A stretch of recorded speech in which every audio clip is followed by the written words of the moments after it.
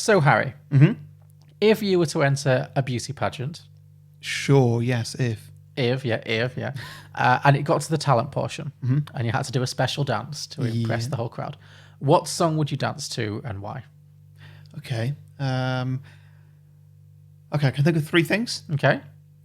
You Sexy Thing, Hot Chocolate. I mean, it's a classic, yeah. It's a staple. Very kind of strippery. I can imagine the whole kind of full Monty routine, yeah. Yeah. Mr. Bombastic. Okay, interesting. Could be questionable, culturally appropriative maybe. I don't know. How are you going to make it not weird to be the white guy dancing to Mr. Bombastic? Like... Sure, maybe I'll find a way. Maybe I just won't win. Yeah. I think that I'm most likely going to go with My Humps. By the Black Eyed Peas? Yeah. You do have lovely lady lumps, so... Well, he's not wrong. Some films are fine just the way they are. Other films sometimes take it way too far. But really, how bad could it get? Let's go beyond the box set.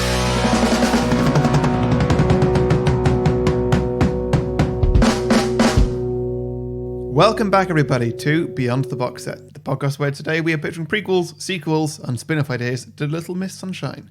We'll also be pitching some drinking games and hearing from our listeners with the ideas they have posted on Facebook and Twitter.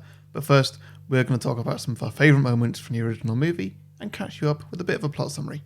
I'm Harry, the host with the most chance of winning a beauty pageant. I mean, sure, yeah. With that song choice, it's a goddamn winner. You've really set your stall out. I can imagine it, yeah. I can picture it, yeah.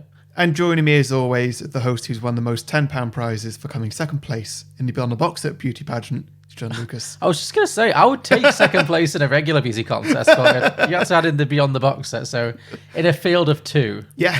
I come second every time. Great. Okay. Always find a way to slip a little insult in there somehow. Indeed. So, Little Miss Sunshine. Yes, this was one of my picks. Good pick. Thank God. Very good pick. I enjoyed this very much. Thank Christ for that, because we've had a bit of a ropey run recently, but yeah, I'm glad we turned it around. That's good, yeah. It's funny because obviously last time I got a pick, I did You Can Count on Me, and that obviously did not go so well. Well, I don't want to stuck on a topic for long, but I think that You Can Count on Me, for me, it was pitched as a dramedy. Yeah. And this is the best dramedy that I can think of. I was going to say, because they're not dissimilar, yeah. Yeah, it's got drama, it's got great comedy throughout. Yeah. And, I don't know, it's just a really good film. I agree. No, I agree. It is... So well paced as well. It's very well paced, and I think the cast really elevates it. I think. Yeah. Do you think they should have an Oscar for Best Ensemble? Oh, yeah. Yeah, God.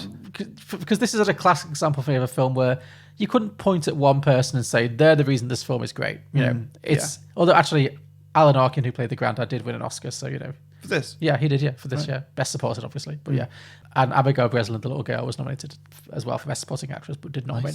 Nice. But yeah, this is the kind of film where you can just be like, there's no one standout, but everyone is perfectly cast. Like, there's not a weak link in this bunch. Everyone is perfectly cast and is like firing on all cylinders. So yeah, it is a great cast. Had you seen this before? Yeah, a long time ago. I didn't remember much of it. I just remembered Paul Dano's big scene. That's all I remembered from it. Sure.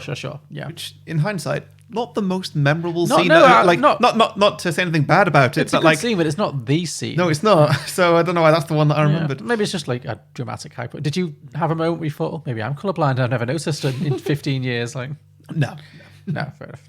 You'll never be a fighter pilot now, Harry. Well, I know. That's the reason, yeah. Yeah. Great, okay. Should we move into a plot summary then, I guess? Go for it. Okay, so Little Miss Sunshine, released 2005, I think? 2006 on IMDb. 2005 or 6, that. Okay, 6, yeah. That, ish, whatever. That basic era, yeah. It is very much an ensemble film. It was a little kind of indie film that could, like, it obviously has pretty big stars in it, but it was definitely like a low to mid budget film that famously did very, very well on the festival circuit, sold for a bunch of money to a studio, and then made loads of money and won loads of Oscars and was a big success. So we opened the film with little Olive Hoover, who was played by Abigail Breslin in one of her first ever film roles, and what an introduction. Yeah. A really great child star performance. Like, she's fantastic.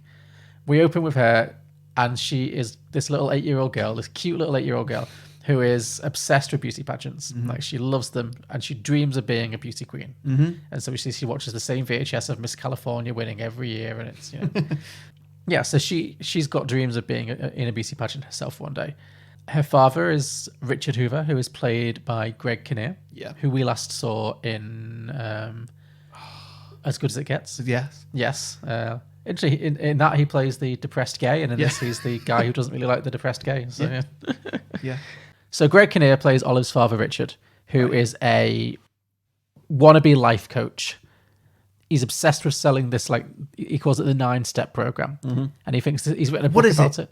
Well, it's obviously like clearly a cheap knockoff of the 12-step program, which is a very famous self-help program. Okay. Yeah, the 12-step program is a really famous American self-help thing for getting over addictions and making your life better, kind of thing. And clearly, I think that's part of the humor is that it's clearly just a cheap knockoff and it's never going to go anywhere, and he's sunk all his money into it. But he's obsessed with this program and he wants to make it big as a life coach. And it's clear from the beginning that it's not happening for him. He's doing this lecture in front of like 5 people in a little classroom. I love the way that they framed it, because you see him doing the lecture, but you don't see the audience initially. And like, there's a spotlight on him. He's standing in front of this projector screen, and it's going really well. And he finishes, and he acts it really well. He acts as though he's doing it to a crowd of like 5,000 people. Exactly. He's got the unearned confidence. And it looks amazing, and you're expecting like loads of applause, and there's no applause, and then suddenly like 3 people start clapping, the lights go up, and there's like 4 people in the room or something like that, and it's like, oh, this is okay. Yeah, it's not going well for him, but this opening montage does a great job of very quickly establishing all of the characters. So that's him. So he's not got a job. We find out very quickly in the film he's not working because he's sinking all his time and money into this self-help program and trying to make it big. And so he's actually put all of the family's savings into this. And the only one who's working is his wife, Cheryl, who is played by Toni Collette. And she's really the glue that holds the whole family together. Like you asked me before we started recording, you were like making your notes and you were like, what was Toni Collette's thing in this film? I was like, well, she doesn't really have a thing. She's playing the straight man in many ways. Like she's the centered, level-headed, very good mom. That's her role, basically, And at the beginning of the film, she receives a call that her brother has attempted suicide. So it does open on a slightly downsy note. Absolutely. That brother is called Frank, and he's played by Steve Carrell, who at the time wasn't very famous. This is I think he just started filming The Office, and I think 40-Year-Old Virgin, and this came out basically within 12 months of each other. So what was The Truman Show? Was he in The Truman Show? Yeah. Who was in The Truman Show? I don't know, but he was the sequel. You're thinking of Bruce Almighty. Oh, sorry. Yes, I am. Sorry. Yeah, when was Bruce Almighty? I was going to say, what was he in The Truman Show? I don't know. Probably about the same time. I feel like Bruce Almighty, the original, was about 2005 as well. Maybe a little bit earlier. Like, he'd done some stuff. He was in Anchorman, but he wasn't like a star. Sure. Because they didn't want... The thing is, they weren't sure whether they wanted him in the role because they thought he wasn't famous enough. And obviously, it all worked out very well for him. So, yeah. I'd say he's the most famous now. That's the thing. Well, by the time... when the film was filming, he was like a nobody. Yeah. By the time it came out, I think 40-Year-Old Virgin and The Office had both taken off. And then he was like, oh, suddenly we have the most famous person in the cast. Yeah. What luck. Yeah. So, it's great luck. Works really well. Similar thing to Cabin in the Woods. Like they filmed that, and then it got delayed loads. And then Chris Hemsworth was cast as Thor and had a Thor film come out and was in Avengers, and then Cabin in the Woods came out, and they're like, it's a small budget horror film, but it's got an Avenger in it. We need to re-edit this trailer now. Yeah. Make him look like the star. Yeah. I think they regretted killing him off so quickly in the film. Sure, yeah. But anyway, so yeah, he plays Frank, who is a gay philosophy scholar who has, obviously attempted to take his own life. So Cheryl takes him home. And she's been told that she can't leave him on his own. Obviously, he can't be around sharp objects, which are, I don't know if people really say that. No, I don't know. And it's weird. Like all this is played kind of for jokes at the same time, like because all these conversations are happening like inappropriately right in front of him, and that makes it funny. Yeah, absolutely, and that happens a lot in this film. You'll have like very serious moments punctuated by moments of complete absurdity. But he's clearly very, very depressed, and she takes him home to stay with her for a little while. And when they get home, he is introduced to his nephew, Dwayne, who is played by Paul Dano. Yeah. Because he can't be on his own, she's asked him to bunk him with his nephew, Dwayne. Paul, I like how everybody gets paired off in this. it is. They're all in their nice little groups, aren't they? You've got Oliver the grandpa. And it works really well. It does. It really does. Yeah, it really helps the dynamics of the characters to be explored a little bit. Yeah, it's very well done like that. Yes. So Paul Dano plays Dwayne, who is also again one of the first things he ever did. Obviously now been in lots of things, but he is kind of just in many ways he's your standard grumpy teenager who just hates the world, literally hates everybody, as he points out at one point. Yeah. But he is also quite unusual because he has taken a vow of silence and has not spoken a word in 9 months. Yeah. I never understood why. I loved it. Yeah. Well, I never got it. I think it's supposed to be because they say he's obsessed with the philosopher Nietzsche. And I don't know Nietzsche particularly well, but I think maybe there's a thing where Nietzsche either took a vow of silence or wrote something about the value of silence or something. Like, so it's like he's made a philosophical discussion in this very pretentious teenage kind of way to just never speak. And he's held to it for 9 months and not said a word. Yeah. Which is the kind of stupid shit teenagers do. Like, I mean, it's an extreme example, but you know. Wait. Dinner? Why, you don't talk anymore? Why not? You can talk, you just choose not to.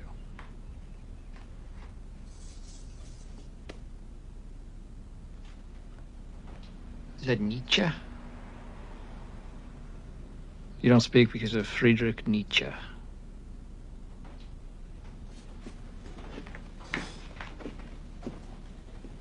Far out. But the idea of it is that he has taken this vow of silence because he's determined to join the armed forces and to become a fighter pilot. And until he achieves that goal, he's not going to speak. So it's like his entire body and mind is focused purely on achieving his goal of becoming a fighter pilot. And we see he's doing lots of exercises and stuff. And basically that's his obsession. So he is bunked in with Steve Carrell. And finally, there is Greg Kinnear's father, Edwin, played by Alan Arkin, who's the grandpa. He's just great. I mean, he is. Talk about, considering, spoiler alert, he's not in the movie for as much as you'd think. No. He really does kind of run away with it in many ways. And you forget how small his part actually is. And I think that's a classic best supporting actor, win. Because it's like someone who doesn't have a lot of screen time, but completely dominates the film just by being brilliant. Yeah. So, he's fantastic. It was a great Oscar win, I think. Yes, so he is also living with the family, has been for some time, because he's been recently kicked out of his care home for snorting heroin. Great. It's really, he's great. And as he says later in the film, when he's asked about why he takes drugs, he says to Dwayne, actually to Paul Dano, he says, don't do what I'm doing, but at your age, you're crazy to get into drugs. At my age, you're crazy not to. Yeah. It's a great philosophy. It is a good philosophy. I love it. Yeah. Why the hell not? What happened at Sunset Manor? Frank, don't encourage him. What happened? I'll tell you what happened. I paid my money. They took my money. I should be able to do what the fuck I want. He started snorting heroin. You started snorting heroin? I'm old. Well, that stuff will kill you. What am I, an idiot? And don't you start taking that shit. When you're young, you're crazy to do that stuff. What about you? What about me? I'm old. When you get old, you're crazy not to do it. Yes, so that's the family dynamic. So they all get together and they all sit down for dinner one night. And this dinner is a great way, again, it's a great way to kind of introduce the dynamics, because this dinner scene, it's like almost like a one shot. And it goes on so long. It goes on for like 15 minutes. Yeah. But it's really good, and you don't really feel it because it's really establishing character and, tone and all that kind of stuff. And I say that it's long, but it doesn't, like you say, it doesn't feel like a long scene. And the minute that it finishes, they're in the van. Yeah. And it's like, okay, this film's 15 minutes in and they're in the van already. Like, that is snappy. Yeah, this film wastes no time, which is another reason it's really good. I think it's about an hour and 40 maybe. Something like that, yeah. It really doesn't, there's no points when you're like, oh, move on. Like, it really zips along nicely. It's beautifully paced. So, Yeah. If only Zack Snyder was aware of this. We'll get to that. This thing called editing. Indeed, yeah. Tune into Patreon for our review of Zack Snyder's Justice League coming soon. Yeah. As always, we try and make it shorter than the actual film, but we make no promises this week. No, indeed, yeah. You're not doing anything until 3 a.m., right? Yeah. So they all sit down for this family dinner, and Olive notices that Steve Carell is wearing bandages around his wrists, Yeah. from his suicide attempt. Yeah. And in that very innocent 8-year-old way, Well, She also cloaks that they picked him up in hospital, I think. Yeah, well, clearly, she's clearly aware that it's not usual for him to be staying with them as well. But ultimately, it's the bandages, and she asks, like, how did he hurt himself? And it's obviously an uncomfortable moment, but Toni Collette's character says she's very pro-honesty, so she's like, if you're comfortable, then tell the truth. Yeah. I like the way this conversation went, like, at this point when, you know, she's not like, oh, I think that she should know. It was like, no, Steve Carrell, if you're happy. It's your choice, yeah. Yeah. That's what I mean. Like, I feel like Toni Collette's, as much as she's not got the most, like, you know, showy role, her character is obviously very, like, emotionally intelligent, and like, I mean, Greg Kinnear is the worse. complete opposite, yeah.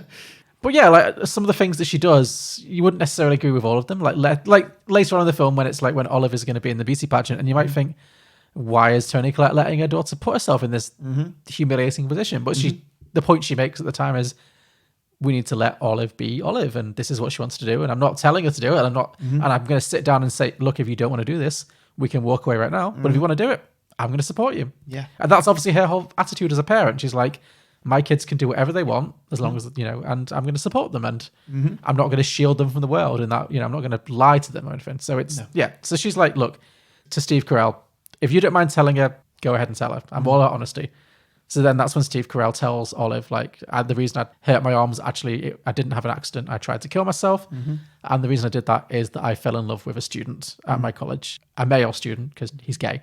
And then he lost his job because obviously he didn't take it very well. And that's why. And like, Olive is totally like, accepts it. It's kind of fine, you know, in that kind of 8-year-old way. She's kind of like, that's silly, you know. Yeah. She's very innocent. Yeah. But it's not like harmful for her to hear. Yeah. But Greg Kinnear... She laughs at him being gay. She thinks it's silly he tried to kill himself. Yeah. And then she pretty much moves on. Yeah, because she's a kid, and that's what kids do. Like, they're very strong. You know, they accept things as you tell them. But yeah, Greg Kinnear is very uncomfortable with this conversation. Yeah. And he's like, this is not an appropriate conversation for an 8-year-old. Yeah. He's the one who turns the whole conversation and into makes like it uncomfortable. like a ball of stress. Yeah, exactly. Yeah. It's all on him. It's great. Well, that's what he does, throughout the film. Yeah, but he really doesn't like this conversation at all. And he says to Olive, your uncle is a loser because only losers give up. Only losers try to kill themselves. Like, he's so horrible. And you can really sense that the rest of the family, including his wife, which doesn't bode well, very much resent it. Like, you know, he's just being the worst, and they're all just like rolling their eyes and like acknowledging it. Like, at one point, Steve Carell says, "How can you even how can you stand this? Like, living with this guy?" Like, and we constantly, I think it's my favorite part of the film, just ongoing. Yeah. We constantly cut to Paul Dano giving the best reactions to all of it. So many eye rolls. Well, that's the thing, because Paul Dano has no lines until like the last half hour. Yeah. But he's very present in his facial expressions. Yeah. So I mean, there are no weak links. Everyone in the cast is perfect. Yeah. I actually really enjoyed watching Toni Collette's facial expressions throughout the whole film, like in scenes when she wasn't, because there's not a lot of scenes when she's leading the conversation, but like there's loads of bits in the car when different people are arguing, and you can always tell, even if she has no lines, you can always tell whose side she's on. She's always making a face that you can tell like what she's thinking anyway. It's great. Yeah. Like when the grandpa's being really silly, you can tell that she has a real soft spot for the grandpa, like even though he's very inappropriate. And like when Steve Carell's making fun of her husband, you can tell she's totally on her brother's side and not her husband's side. It's just yeah, they really do gel very well as a cast. So yeah. Anyway, I like that the grandpa, in that you say that he's very inappropriate, and he is, but it's not in any of the ways that make you feel horrible. No, he's into drugs and he's really enjoying life, and like he's all right. No, he's very lovable. Like, and his relationship with Olive is genuinely lovely and heartwarming. Like, So, but he's just saying things that are obviously that Greg Kinnear is finding very inappropriate because he's so straight-laced. But the rest of the family obviously think he's great. So, so they're having this very uncomfortable dinner. Greg Kinnear is not handling any of this particularly well. But then they get a phone call from Cheryl's sister, who brings news that Olive has actually qualified for the Little Miss Sunshine beauty pageant in California. Yeah. Because I think she came second in the contest originally, but there's some throwaway line like, I think something to do with diet pills. Like this little 8-year-old girl's clearly been like caught with drugs or something like that. It's great. Like, and so Olive has now won the contest, and that means she's qualified for the regional Little Miss Sunshine finals, whatever it might be. Yeah. So she hears this, Olive hears this, and she gets so adorably excited. She's just like running around the house. It's great. Like, just running and screaming and packing and just, Her little run. Lots of people will have a drinking game, I'm sure, for best runs. Like Steve Carrell is top best run, but Olive's little run around the house did tickle me a lot as well. Yeah. It's very cute. Yeah. So she's made the finals of Little Miss Sunshine, but the problem is it's in California, and the family are based in New Mexico, which is 2 states over, and they can't afford to fly out because obviously they put all the money into Greg Kinnear's doomed life coaching business or self-help business, so they can't afford to fly, which means, drum roll please, we've got a road trip. Yeah. And then it becomes a road trip movie. Yeah, and so like there's basically a reason why they all need to come. So obviously Steve Carell can't be left on his own. Yeah. The granddad, same? Granddad wants to go because he is the one who's been training Olive. Right, Because they have that special bond. Yeah. Fair enough. Greg Kinnear, he's like, going to go and make a sale or something to Bryan Cranston? No, Greg Kinnear has to go because Toni Collette can't drive a stick. Got it. It did get a little bit convoluted, the reasons why they all had to go. Yeah, Toni Collette, I guess she's going because, she wants to go She's the mom, daughter, yeah. And then Paul Dano, he's just the only one who wouldn't be going. Yeah, and he's, I guess he's not quite of that age where you're going to leave him on his own for a week. Well, this is the thing. Yeah, I think because Paul Dano, when he filmed this, he was 21, but he was playing 15. Right, yeah. But I found that watching it, I was like, why can't he just stay on his own? Yeah, He's reading old enough to stay on his own. Yeah. And when I was 15, I had weekends on my own. Like, that might just be me. But yeah, but it was clearly a bit My contrived. parents went on holiday for 2 weeks. They just left me on my own for 2 weeks. It was great. How old were you? It's pretty bad. 8. Yeah. They've still not come back. No, that's sad. But yes, it was a bit contrived. But that's the film. They have to get there somehow. So it's like, for reasons, they all have to take the trip. Yeah. So they, with varying degrees of reluctance, they all agree to join Olive on the trip to the Little Miss Sunshine pageant. And they all pile into the yellow van kind of minibus that they own, which is just such a clapped out old banger. But it's great, though. It's great. I mean, It it's doesn't its look own like a character. clapped out old banger, though. It looks like from the outside, it looks great. I would love one of those. I'm sure you would. I can see you in that car. Yeah. And then basically the middle part of the movie is just a road trip movie with lots of small little moments in which the characters obviously kind of butt heads against each other and have moments of arguments and growth. So I think the first one, after they hit the road, well, they're on the road and Grandpa is immediately being incredibly inappropriate. This is when he says to Paul Dano about the drugs, and he's also telling him, look, fuck a lot of women. Yeah, fuck a lot of women. Like, I have no reason to lie to you, And again, Greg Kinnear is not having any of it, but everyone else is finding it very, very funny. Yeah.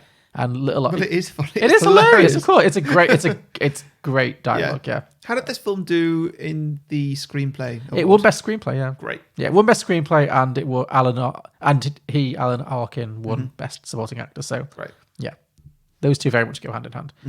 Yeah, but there's a whole great run about that. And Granddad talks about how he got kicked out of the old people's home and how he actually loved the old people's home because there's more women than men, and he was getting he was fucking all the old ladies all the time. It's just great.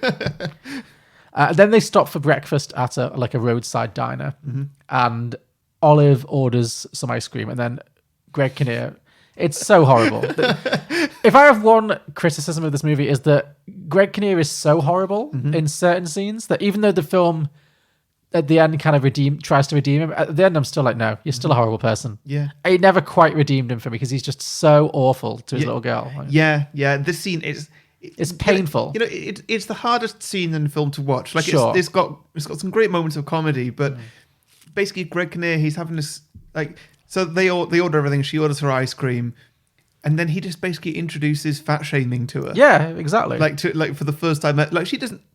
Currently, she doesn't seem to think of herself as fat. She thinks that she is absolutely going to win this beauty pageant. But we all know that a girl who's not paper thin isn't going to win a beauty pageant. Yeah. And everybody knows it, but they're all just kind of going along with it because she's living. Yeah, her they're dream. humouring it. Yeah. Yeah, it's going to be great. And even if she doesn't win, she's going to have competed, and she'll know that it's not for her, as opposed to being told. Exactly. He's introducing all of these traumas that are clearly going to affect her for the rest of it. It's so hard. Yeah. You can see let her be a little girl for a bit longer. You can absolutely see all of the cogs wearing and all the damage he's doing. Not intent. He's not like a monster, but No. all the damage he's doing to in these moments where he says to her. I think that in his head, he's trying to prepare her for losing the beauty pageant. Absolutely, yeah. That's what he's trying. He thinks he's doing good because he's doing that, but really, he's introducing the fact that she shouldn't eat ice cream if she wants to be really thin. Yeah. Well, I don't think it's even that he's trying to like let her down gently about the fact he thinks she's going to lose. I think he wants her to win, and he's putting horrible pressure on her and introducing, like, say, things that she's never had any insecurities about before into her mind. And it's just, again, you can see all the other characters just like staring daggers at him. Yeah. Just like they're so angry at him in this moment, justifiably so. But it does end on a lovely little note when the rest of the family just like fully, as a massive like fuck you to him, they're just like, well, they just really... They really encourage her to eat the ice cream. Yeah, they're like, and then she does, and she throws it all to one side and just like, no, I'm going to eat my ice cream. Yeah, it's really sweet. But the way they all just start eating the ice cream themselves, and they're like, oh, I'm so sorry you're not enjoying this ice cream, Olive. It's so gorgeous. Like it is lovely. Like it really pulls it back from a quite a dark place in that scene. Olive, can I tell you a little something about ice cream? Well, ice cream is made from cream, which comes from cow's milk, and cream has a lot of fat in it. Richard. What? She's gonna find out anyway, remember? What? Find out what? Well, when you eat ice cream, the fat in the ice cream becomes fat in your body. Richard, I swear to God. It's true. What? What's wrong? Nothing, honey, nothing's wrong. So, if you eat a lot of ice cream, you might become fat, and if you don't, you're gonna stay nice and skinny, sweetie. Olive, Richard is an idiot. I like a woman with meat on her bones. I don't... why is everyone so upset? No one's upset, honey. I just want you to understand it's okay to be skinny, and it's okay to be fat if that's what you want to be. Whatever you want, it's okay. Okay, but Olive, let me ask you this. Those women in Miss America, are they skinny or are they fat? Honey? Well, they're skinny, I guess. Yeah. Guess they don't eat a lot of ice cream. Okay. Coffee? So that happens. The van very quickly breaks down as well. Yeah. Very quickly. A classic for any road trip. Of course, you can't have a road trip where the car just runs perfectly. There's no movie. So it very quickly starts to fall apart. And something happens to it, and it means that they... The clutch breaks. Yeah. So this part of the movie, I think, somewhat I didn't appreciate to its fullest degree, because watching it this time, I realized I'm 35 years old and I have literally no concept for how gears work. No, you do I not. do not know how gears work in a car. So they were just saying words. I understood the basic premise that the car can't slow down once it's got started, and they need to give it a push to get started. But beyond that, I have no idea what was wrong with that car or how the gears work in any car. Okay, well, whenever I stole the car... Yeah, frequently, yeah. Yeah, you know it well. Well, if I didn't have a clutch, then you literally wouldn't be able to get past stalling, essentially. What is stalling, though? Well, stalling is... You don't know either. No, I Busted. No, I know. I'm just trying to think if there's a quick and easy way How to to dumb explain this it. down to John level. Yeah, Okay, or sure. do I just go off on one for half an hour? No, this is not the mechanics podcast. Dumb it down. I'm Olive. Explain it to Olive. So I put my foot down on the pedal. Yeah. And that engages the clutch, or no, that disengages the clutch from the engine. So the engine is spinning. Yeah. The clutch comes towards What is the engine. clutch? The clutch comes towards the engine, and as it engages with this spinning bit of the engine, Sure. it turns some gears which turn the wheels. Okay. And cars have like 5 or 6 gears of, let's just say, various different sizes. This is not exactly how it is, but I'm just dumbing it down. Yeah, sure. Okay, I can take that. But if the engine is revving too fast for the gears or too slow for the gears, then the car will stall.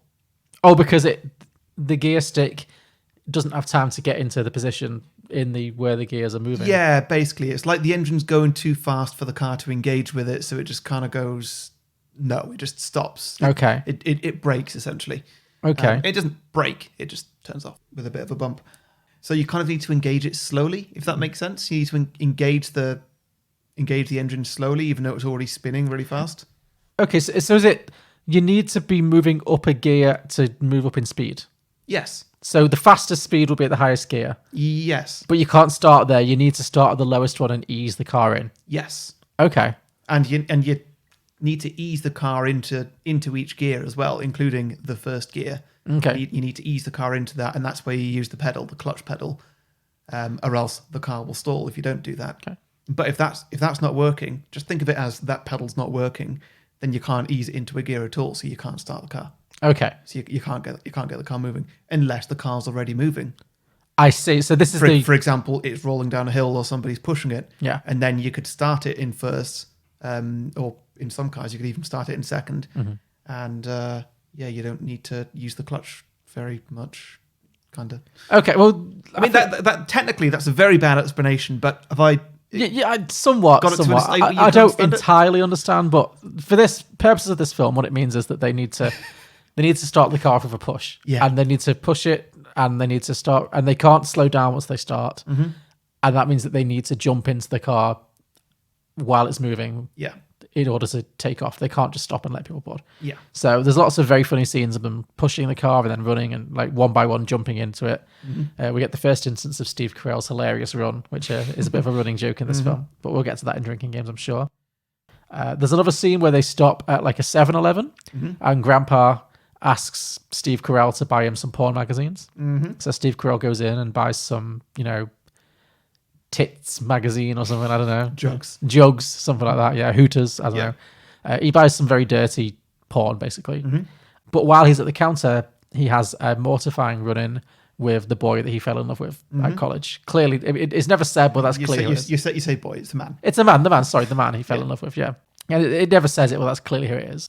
And so this man, instead of going out with Steve Carell, he's gone out with Steve Carell's nemesis. Oh yes, the other greatest Proust scholar in the world. Who was the second best, Steve Carell being the best. Yeah. But now this guy he's the best, and he's like a celebrity. He's on magazines and everything. That was an element of this film that I thought was a bit generically Hollywood.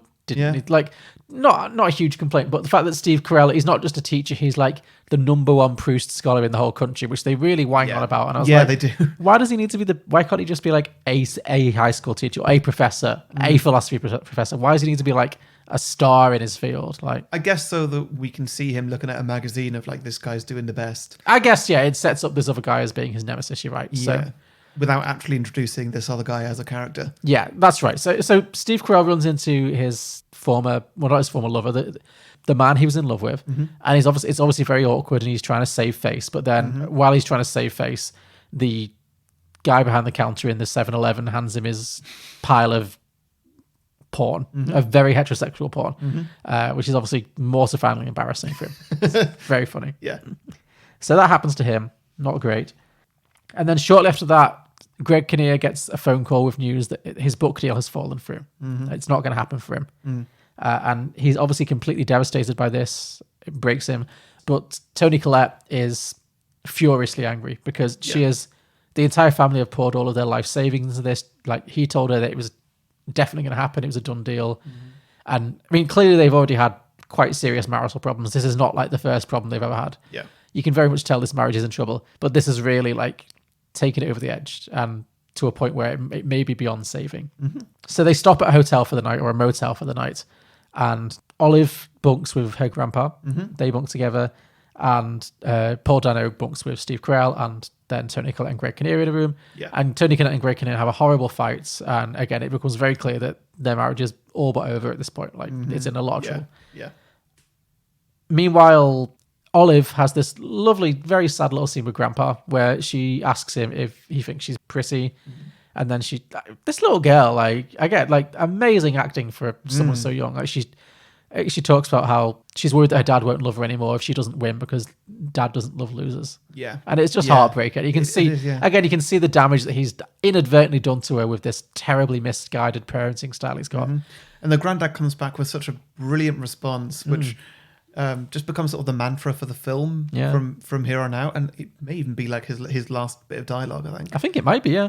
But he basically says, like, you're only a loser if you don't try. Yeah, exactly. Which is great. And so, like, she's going to go to this beauty pageant and she's going to try. Yeah. And for that reason, she's not going to be a loser. Even if she comes last, she's not a loser. Yeah. Which is the right way to to build up her self-confidence rather than saying, if you lose, you're a failure. Yeah. Like, yeah. He should write a self-help book. Yeah. He's better than his son. Yeah. He can do it in one sentence. Exactly. Yeah. Grandpa, Yeah. am I pretty? Olive, you are the most beautiful girl in the whole world. Yeah, you're just saying that. No, I'm not. I'm madly in love with you. And it's not because of your brains or your personality. It's because you're beautiful, inside and out.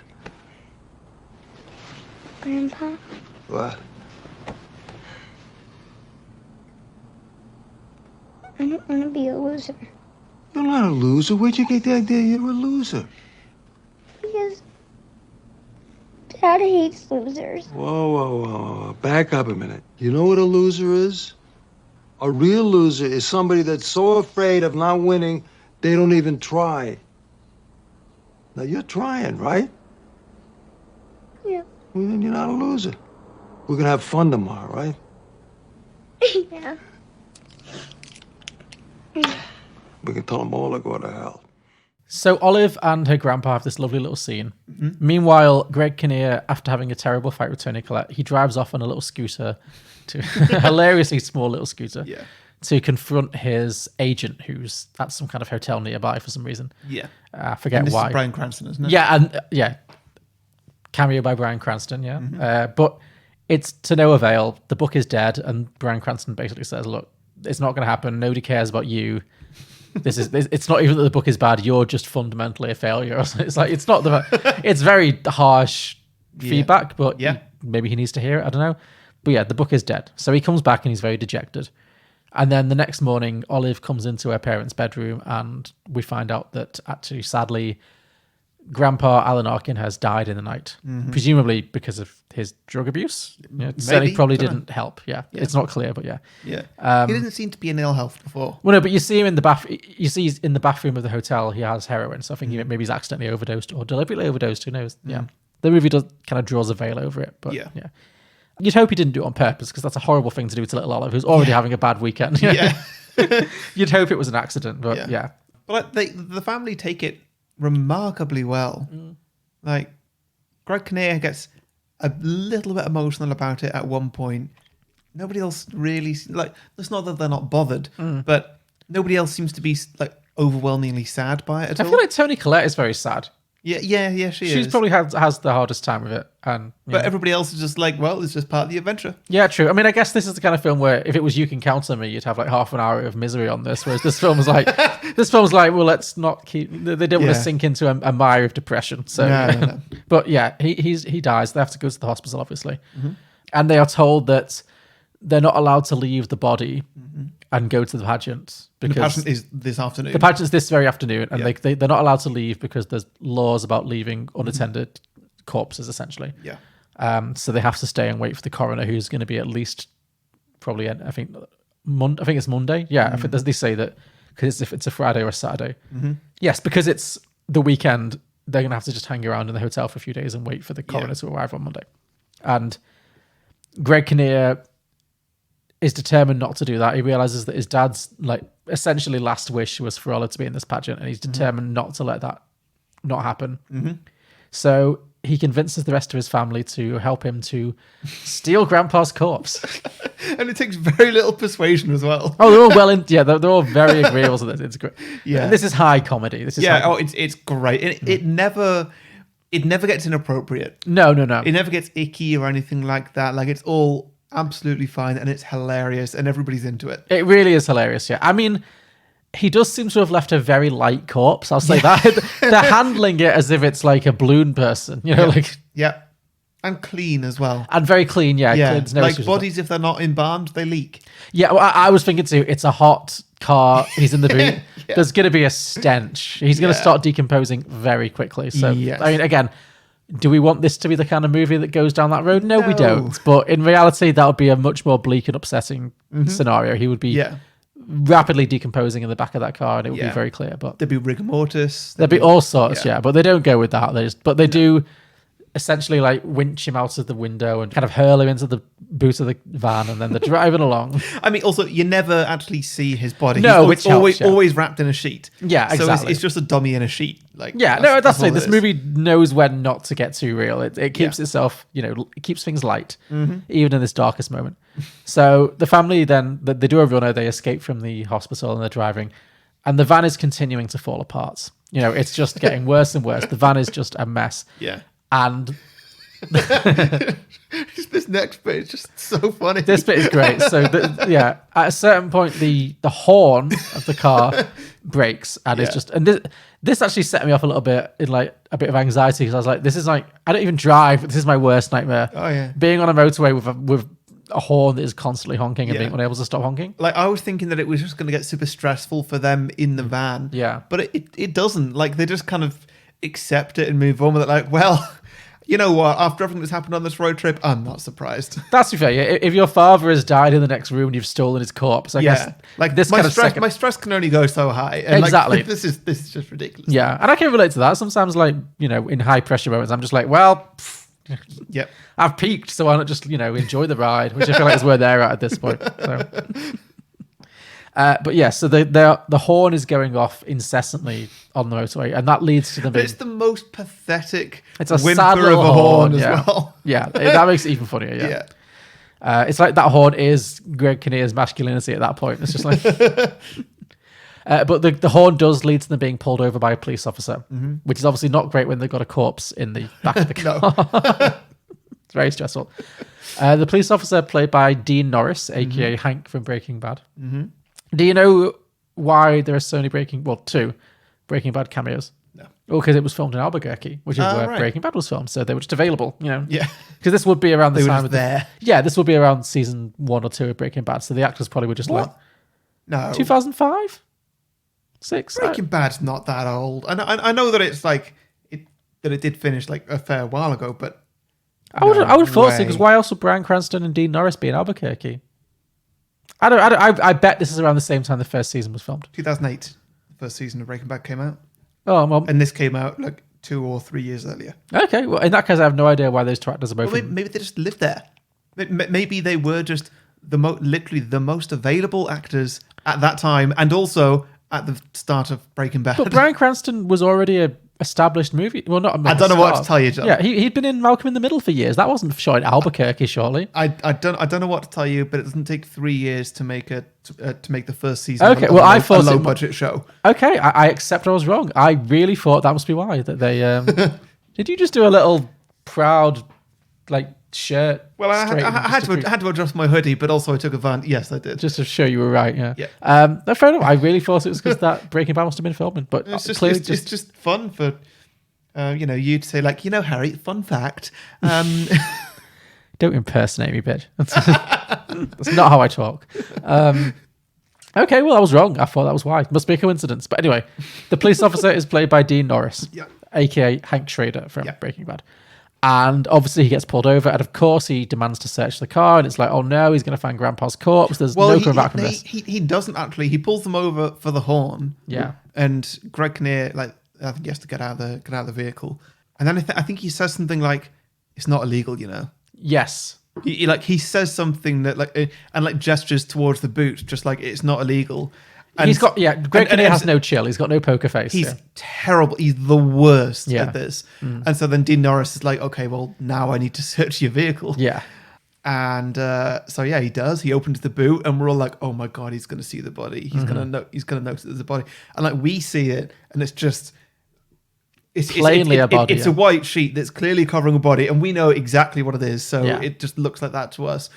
But what we don't see is that the porn magazines are on top of it. Yeah. And so Dean Norris picks up the porn mags, and then just have this whole conversation about porn. Yeah. And he's really like, "Oh, He's really into God. his porn, yeah. Oh, I love the drugs, yeah. Yeah. But then, as well as Grandpa's very boob-heavy porn magazines, there's also Steve Pecs. Carell. Pecs. Steve Carell has bought one for himself. Yeah. So there's also a gay magazine in there. Yeah. Which I think Dean Norris is less impressed with, but it creates an awkward moment. Mm-hmm. But he gives them back to Greg Kinnear, and he's like, on your way. One thing that I really like about this film, and I've got a drinking game for it, Sure. is when it does homophobic jokes really well. Well, I wouldn't say they're even homophobic jokes. They're gay jokes, but they're not. This film is not homophobic at all. It's not. But like some of its characters are. Of course, yeah. So Dean Norris in this moment, he sees that like, Peck's, and then just gives him a look like, God, what are you? I'm gonna stay away from this. Yeah, sure, yeah. And he's just kind of sort of disgusted by it, but it's just done in such a great way that it is just hilarious. It is. It's the natural progression of the scene. Like, how do we finish this scene? How do we get the exactly? Yeah. Great. There's a punchline. He thinks he's gay. Now he's gone. Yeah, and the look that Greg Kinnear gives to Steve Carrell as he's getting back into the car is just the best. Yeah, it's so funny. Anyway, if he hadn't found that gay magazine, he might have been less distracted. He might have seen the body. So maybe he should be thanking Steve Carell. Yeah. But it's a great scene. It's very funny. So so they manage to escape from being arrested from being pulled over. They hit the road again, and while they're driving, they're on their way. They're very close to Little Miss Sunshine now. They're mere hours away. But while they're driving, Olive and Dwayne, the Paul Dano character, they've got like a magazine. Hopefully not one of the porns, but they're doing like sight tests from the magazines. You know, like magazines have little quizzes and games and stuff. They've got a sight test quiz, and they're testing each other's vision and stuff like that. And in the course of this, Dwayne accidentally discovers that he is colorblind. Yeah, I mean, this is definitely a more contrived moment in this. I was like, would he really not have figured this out by now? I mean, I'm not colorblind, so I don't know how easy it is to not notice, but it seems like something you'd notice by now, especially if you like wanted to be a soldier. I think if you wanted to go and fly for the Air Force, you'd probably find out these sorts of things. Like, I reckon that when the Air Force are recruiting for pilots, if like there's a very simple rule of you need to not be colorblind, and it's such an easy thing to test as well. Yeah. Like, that would just be like right at the start, just to rule everyone out. Yeah, exactly. Yeah, it'd be like, don't let people get their hopes up. Yeah. But whatever, you can let it go. It's fine. Yeah. So he discovers that he's colorblind, and as Steve Carell, not very what's the word I'm looking for? Subtly. Not very sympathetically. As Steve Carell, not very sympathetically says, you can't fly if you're colorblind. You can't be a pilot if you're colorblind. Yeah. And Paul Dano has a complete meltdown. Paul Dano, who, remember, has not spoken a word yet in this movie. He's purely been a silent character. But obviously this moment causes him, he gets very upset. He's having a massive meltdown. He's practically jumping out the car on the motorway. He's like kicking at the doors. And so they pull over, he jumps out, he runs into the field, and he yells out, fuck. And he has a complete meltdown. And he's just very upset. He has this massive rant at the family, like about how awful they all are. He hates everybody. He doesn't want to be here. He just wants to be left alone. And then he just sits down. I don't know why I'm finding that funny. I know, it's not a very funny scene, you monster. This is like the saddest point of the movie. But he has this massive rant, and then he kind of just collapses, and he's just basically broken. He's just completely heartbroken, the poor guy. And none of them know what to do at all. And then another like lovely, sweet little moment, like none of them have a clue how to help him. And then Olive just kind of walks up to him and like holds his hand, and then he feels better. Like or more that he like realizes that even though he's in a really bad place himself, he doesn't want to let his sister down. So he's like, fine, I'll get back in the car. Yeah, like he can't achieve his dream, but he's not going to take it away from her. Yeah. I loved their little brother sister. It wasn't like, because he's like a moody teen, you'd think he'd be like, oh, I hate my sister too. But you can tell he really cares about her. And there's a little bit earlier on when the grandpa dies, when the mum is like really upset, and he writes on his little notepad, "Go hug mum." So he's not going to do it, but he knows that that's what she needs. So that's the best. That is good. Yeah. Good big brother behavior. So yeah. I love the comedic timing when he's writing on a note, and like everything, the whole scene stops, and he's just writing. Like, what's he writing? Yeah. It's gonna be great. I know it. Yeah. But yeah, he pulls himself together, and he gets back in the van, and he apologizes. Now he's speaking again. For the rest of the film, he's going to speak. He's obviously broken his vow of silence, and who cares? Yeah. So he apologizes for all the things he said, and everyone forgives him, and they hug it out, and they carry on down the road. And they finally get to the Little Miss Sunshine Festival in the nick of time with literal minutes to spare. They have to drive through the speed... What are those things called? The barriers? The speed barrier. They have to drive through the speed barrier, and they crash that, and it's a whole thing because the car can't slow down at all anymore. But they get there. Yeah, they didn't really mention that the brakes don't work anymore. No, that just kind of happened. Yeah. so they get to the Little Miss Sunshine Festival. Or Olive is registered to perform, and she gets. They a get chance. there at pretty much like 3:00 on the dot. Yeah, because there's a little. It starts at 3:00. Yeah, there's like a bitch. There's like your standard bitchy, beauty queen. Oh, you've skipped over so. First of all, they're trying to get to this hotel, and obviously this is before the days of everyone having sat nav. Yeah. So they don't know which road they need to be on. They're on the road that's literally pointing at the hotel. Yeah. But then the road it's a freeway, like it's up on a bridge. It's got it's like a flyover, sides on it, and then it just sort of curves round to the left. And the way that it curves round, and they're all just like, "Oh my god, no! The hotel's going that way now." Yeah. It's just hilarious. It is very good. Yeah. And so then it's basically. It's the pacing of a car chase at this point, where they're just driving in all sorts of ways that they shouldn't be driving. Just drink for dangerous driving. Oh, 100%. My goodness. Very stressful. But yeah, and so they're just trying to get to the hotel on time. And they just kind of stop it in... They eventually get to the car park. The van pulls to a halt or something. Maybe it crashes. I don't know. And I think Steve Carrell tries to open the door just falls off. It literally falls off. The van is done. That van's not going any further. No. I feel like at the end they drive away and that door's just back on it. Yeah, I feel like they never really address how they managed to get that door fixed. Somebody did say something, but okay, fine. Yeah, I don't know. But yeah, and then Steve Carell does, this is what you were building to, the best run of the film. Oh, that's his best run, yeah, for sure. I don't know, there's something about it that's just hilarious. I was going to save it for the drinking game, but yeah, Steve Carell's run in this film is fantastic. It's like he doesn't quite want to commit to it at any moment. He's just kind of he's holding himself very straight. Yeah. And his arms are very still. Yeah. But he's also running at a good speed and it's a good run. Yeah, it really is. Seemingly for no reason, because he gets to the registration desk for the pageant, and then everybody else is behind him 2 seconds later. That is a good point. Yeah, you never see how they manage to keep up with him. Yeah. No. Maybe he's just running at walking speed because he's so stiff. I guess, maybe. Yeah. But they get there anyway, and yes, the time has come for this beauty pageant, and it is quite something. Mm-hmm. Well, first of all, Olive manages to meet a real life beauty queen. I think one of the girls that she's watching at the very beginning of the film, an adult Miss California I think she is Miss California. Yeah, I think so. Yeah. Yeah, and that's a really lovely scene where she queues up to get an autograph, and then she asks. You can see her thinking, Olive thinking for a second, and she asks this question. She says, "Do you like ice cream?" And Miss California's like, "I love ice cream," and Olive's so happy to hear that. It really makes her day. She's like, "Mom, she eats ice cream." It's so sweet. That she really does pull your heartstrings. That little girl. Yeah, she does. Yeah, so she does that. She has a little bit of validation from Miss California, who seems lovely. But then we get to the actual beauty pageant sequence, and it is hilariously horrifying and horrifyingly hilarious. And apparently all of the actresses who were playing the other contestants are real life beauty queen, little beauty pageant contestants. Sure. So this is actually what they're like, and it is.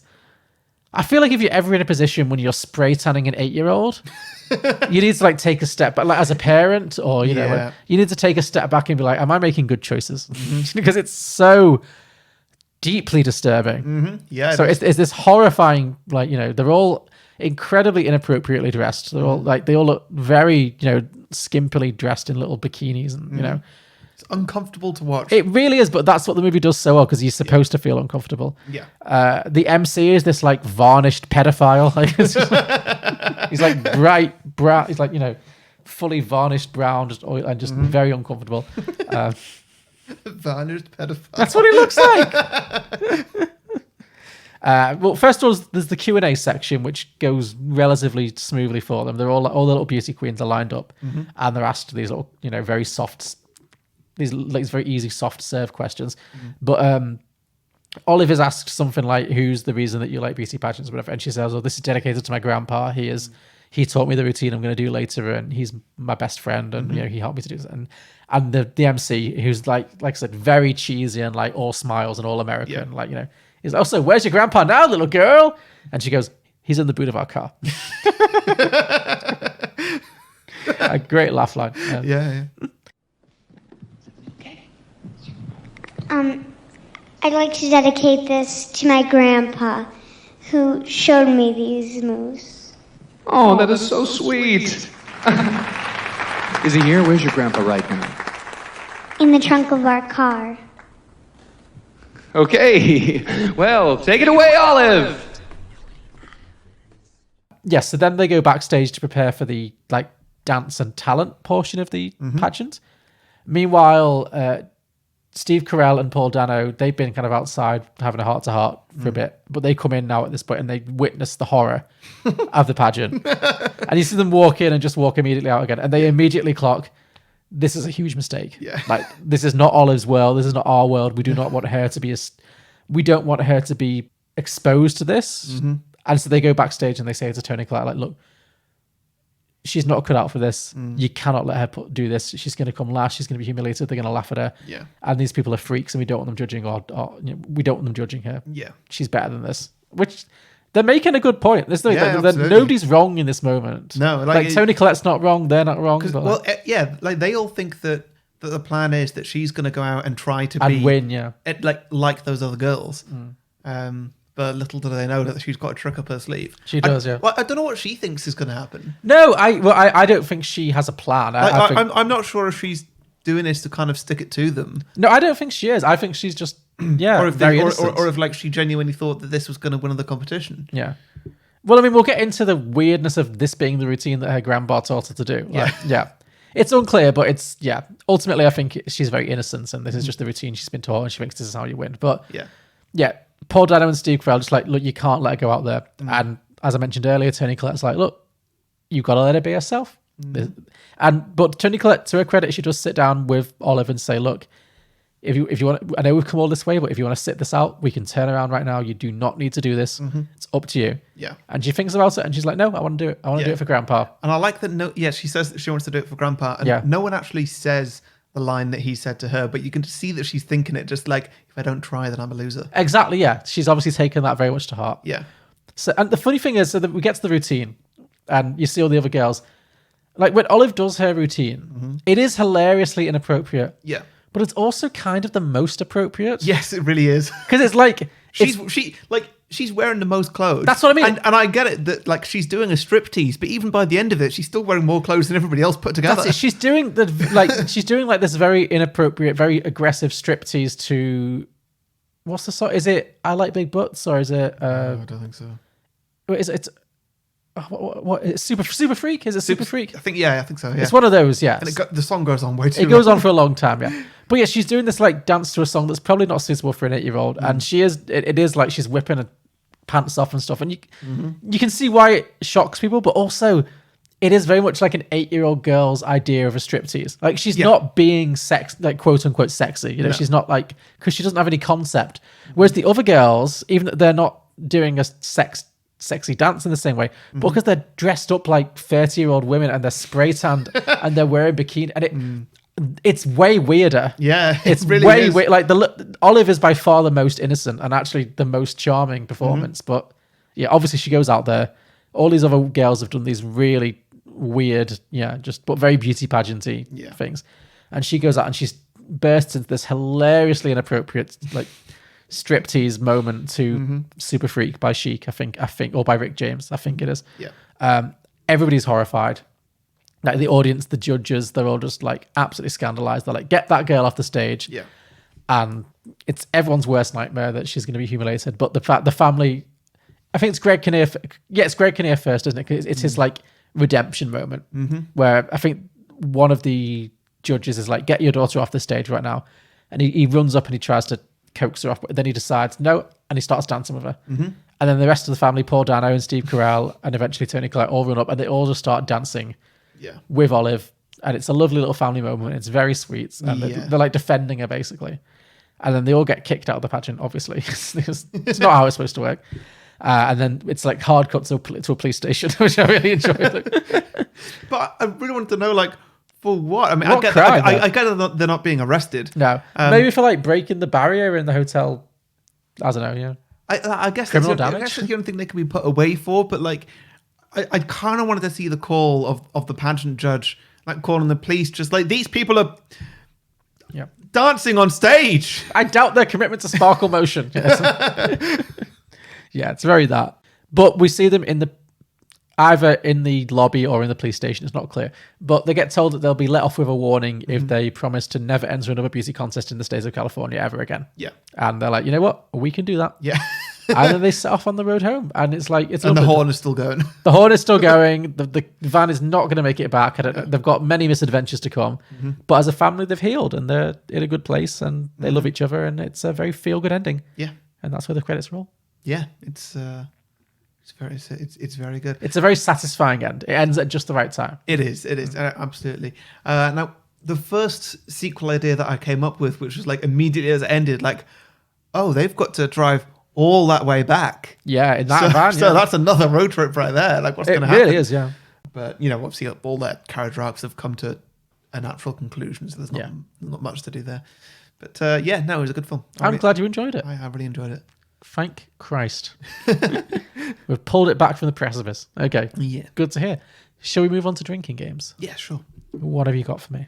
So first I've got, which I already mentioned actually, drink whenever Paul Dano gives a hilarious reaction. Yeah, his facial reactions, the rolling eyes, and the looks of general disgust are top notch. Yeah, and I've also got drink whenever he writes down a hilarious, what turns out to be a hilarious joke. Yeah, because in the first 2/3 when he's not speaking, he communicates purely by writing in his notepad.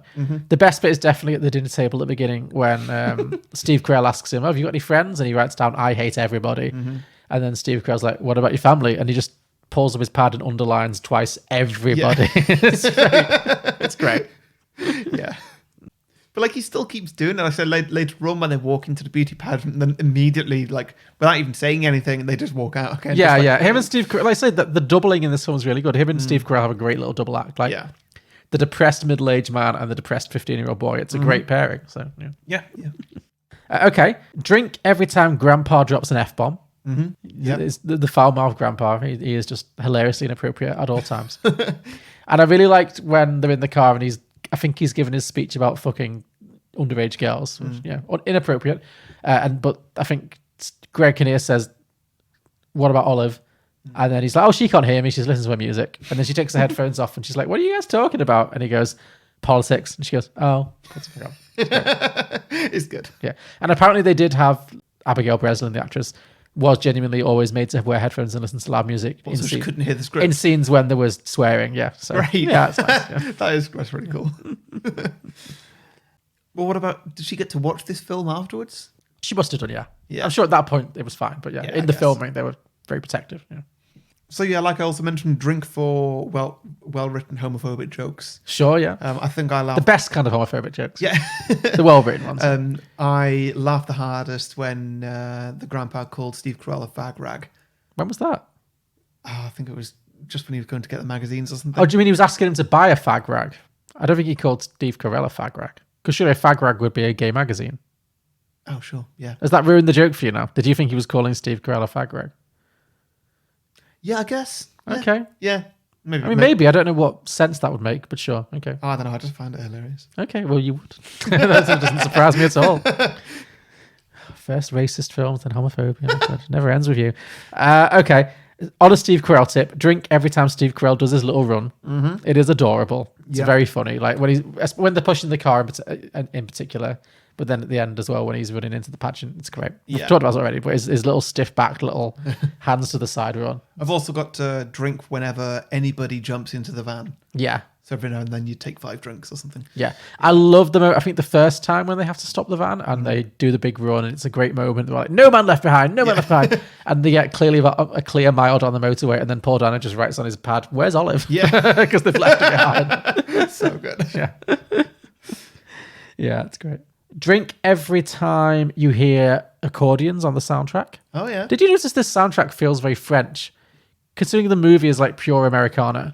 The soundtrack, there's lots of accordions, I noticed. I think the music like that just makes it sound sort of like cutesy and indie and film festival. Which is what it is, yeah. Yeah.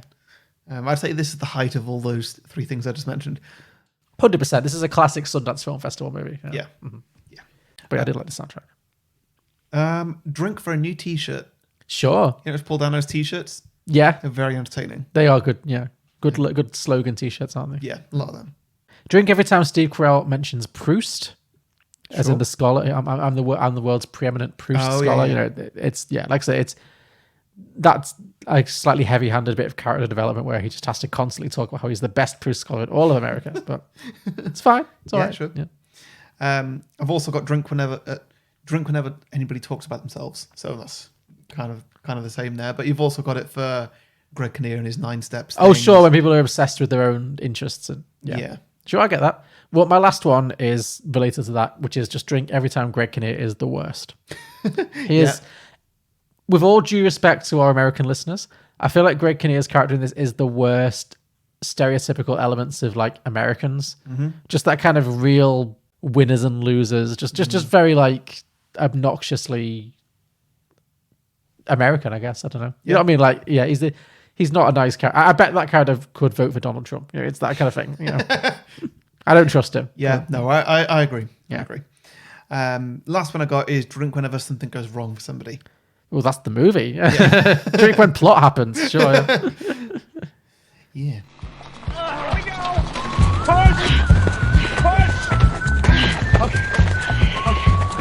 Okay, I just want everyone here to know that I am the preeminent true scholar in the United States.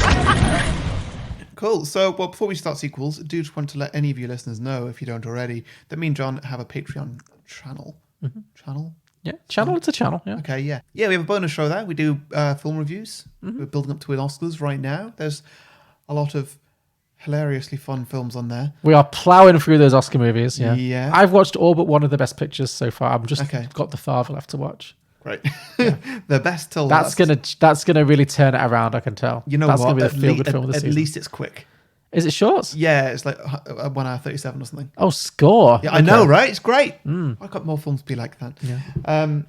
But yeah, so we've got film reviews there. And don't worry, we're not just doing Oscars. We got the Snyder Cut coming out Yes. shortly. We're going to yeah. record that after this into the early hours of the morning. And I think this week Godzilla vs King Kong's coming out. Maybe, So, yeah. Is that not the one that's going to be the first one back in the cinemas? I mean, the cinemas are dead, John. Let it go. No, but wasn't that the first one that was going to be on April the 12th when the cinemas reopen? No. Is that?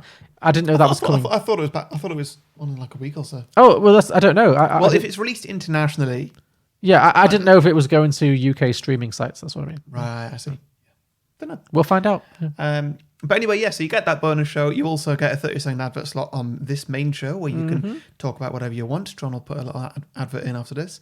Also, once a month we do a Patreon episode. Should have one coming up soon. Yes, I will reach out and we'll find someone. Yeah. Cool, yeah. Patreon gets to choose film for us to pitch sequels to on the main show. You can come and guest if you want to, but you don't have to. And all that is available at patreon.com/beyondtheboxset. Indeed. So what does a receptionist do when the fire alarm goes off? I don't know. Call the fire brigade? I seriously hope that was a joke. That's what the fire alarm is for. Well, she's the one who asked what to do.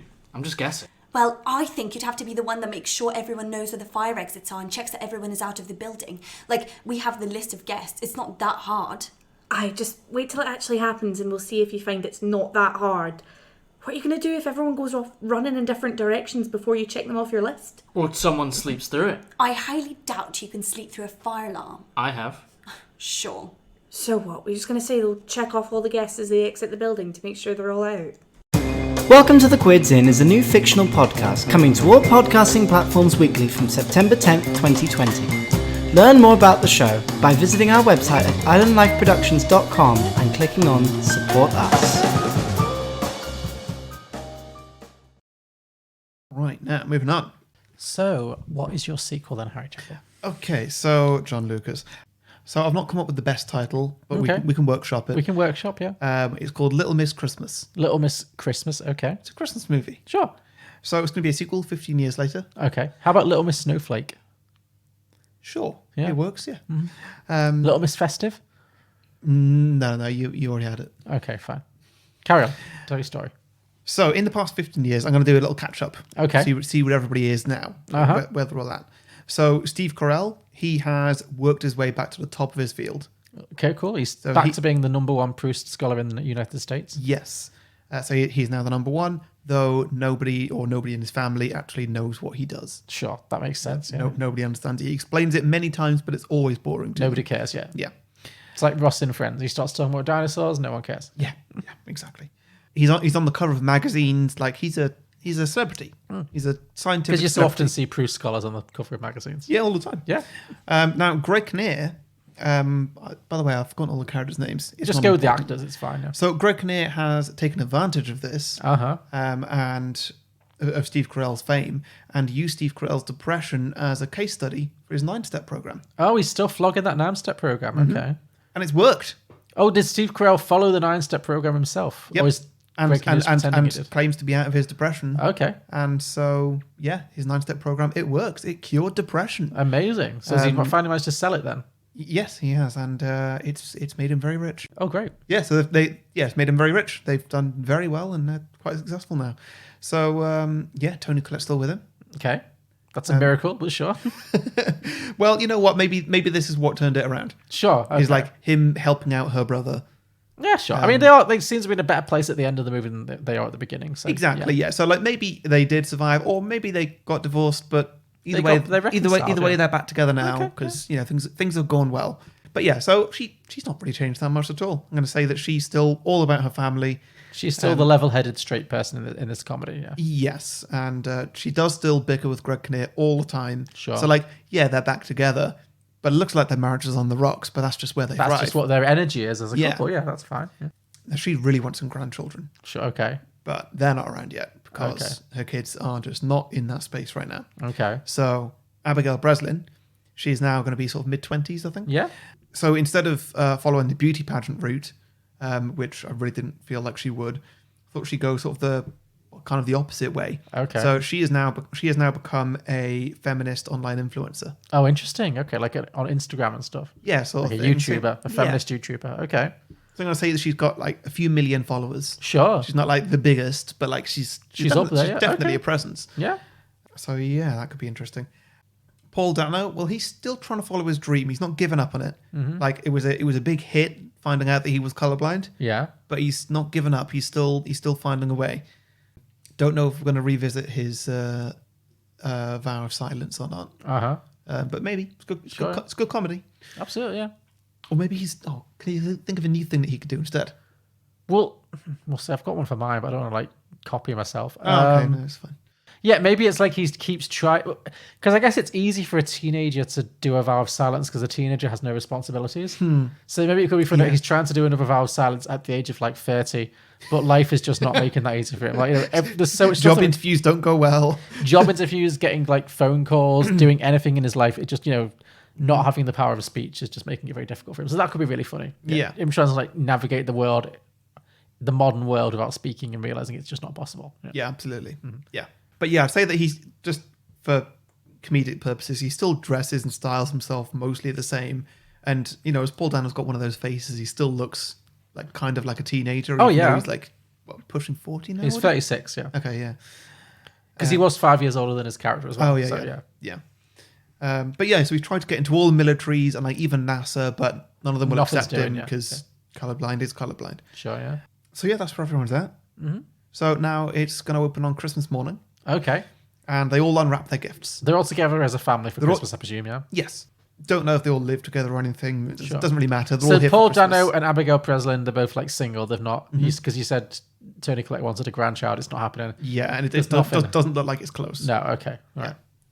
Well, I'd say that like he's so engaged in trying to be a pilot. He's never really had time for love, yeah. Yeah, that's his thing. And like she's, I guess, engaged in like her channel or whatever. And so yeah, Christmas morning, they all unwrap their gifts. They've done a Secret Santa, so I'm not going to describe every single gift. I'll just do like one the person highlights. gets. Yeah. So Abigail Breslin, she gets Steve Carell a book about how men can get in touch with their feminine side. He clearly hates it. Okay. But he does that very polite thing and like, it's just what I wanted. Oh, is this because he's like into like real hardcore philosophy, and it's just going to be like men are from Venus and women are from Mars, sort of thing? Just like pop psychology that he has no respect for. Yeah. Okay, that's funny. I like that. Yeah. Toni Collette gets Abigail a pair of shoes. Sure. Which causes a major argument about feminism and what these shoes actually mean. What are they, like heels? Yeah, sort of thing. Abigail Breslin's like, I don't wear heels. That's the patriarchy. Yeah. Okay. I just want this family to like still argue all the time. Of course, yeah. Greg Kinnear gets Toni Collette a cookbook, which turns both Toni and Abigail both onto him. Just like, well, why did you get her a cookbook? That's very demeaning. True, that is not great if you've got a feminist daughter, yeah. Paul Dano, he was supposed to get Greg Kinnear something, but he forgot. Makes sense, yeah. So he didn't get anything. Now everybody's just kind of shouting at Paul Dano. Yeah. But while they're all shouting, Steve Carrell whispers into Paul Dano's ear that he should open a present from him, and it hands him an envelope. Mm-hmm.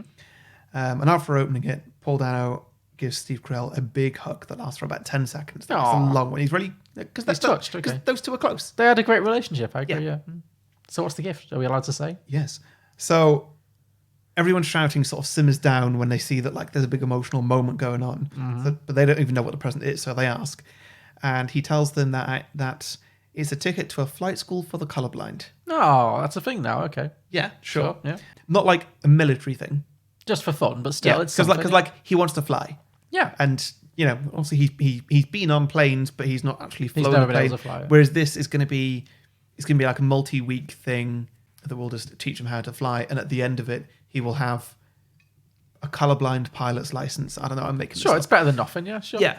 So then he'll be able to buy his own plane and fly that. Now that's where I've got to. And I was thinking that basically from there we could go to a road trip to just like this. This flight school is in California again. Why not?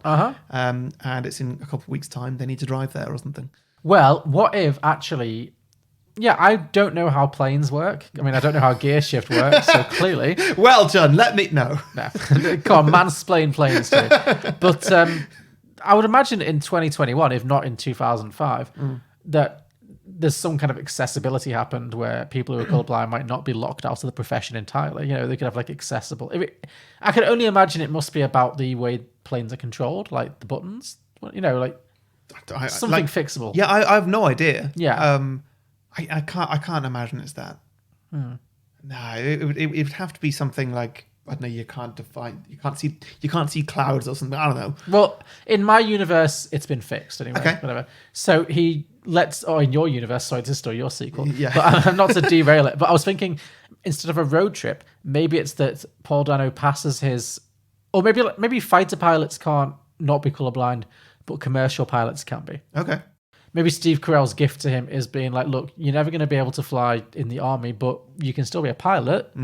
Let's get you into flight school. And maybe what I'm thinking is maybe Paul Dano's maiden flight as a commercial, you know, just flying a little passenger jet, you know, is flying his family across America. In like the only plane that they could afford. Which is going to be a cheap old banger, yeah. Yeah. And they're all in a plane together and they're all having all the same kind of dramas and fights as the first one. But it's Paul Dano driving rather than Greg Kinnear. Yeah. And instead of being in a bus, they're on a plane. So it's all kinds of different dramas potentially. Right, okay, yeah.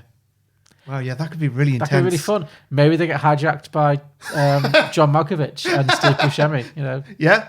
And get rescued by Nicolas Cage. I'm here for that. Yeah, 100%. Yeah. But like that could get really stressful if the plane starts breaking and stuff. Yeah. Like I can imagine people inside, like Greg Kinnear would have a full on, like, he would be the one to have a breakdown. Like suddenly he'd be scared of flying or something, you know, like they'd hit some turbulence and then Greg Kinnear would be like, oh my God, we're going to crash. Everybody, we're crashing. And screaming and all that. But then Paul Dano's like, no, we're not crashing. It's fine.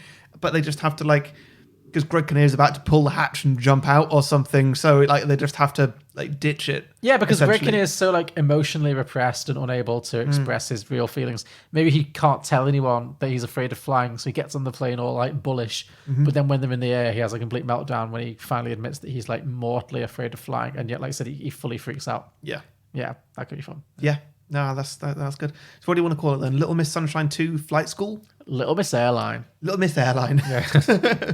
Yeah. Yeah, I like that a lot. Yeah. No, I'm quite happy with how that turned out. What have you got then? So I've also gone for like a 15 years later route.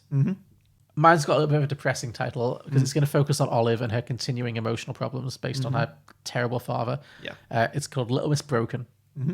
Right. Little Miss Broken, yeah. Don't worry, it's not going to get too bleak. Yeah. But 15 years have passed and Olive is now in her like mid-early 20s, like 25, 26, 24, 25, 26.